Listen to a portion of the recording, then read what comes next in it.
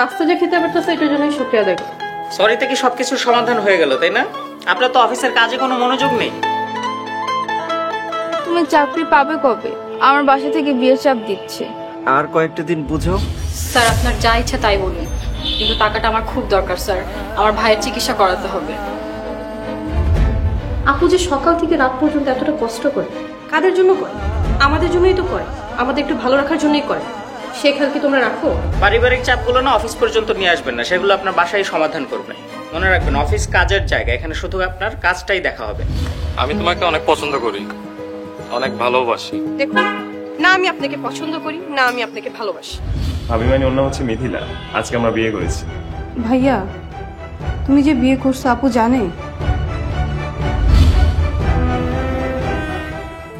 বাবা মা, আমি তোমাদের সন্তানদের সাথে আর থাকতে পারছি না, আমাকে তোমরা ক্ষমা করে দিও।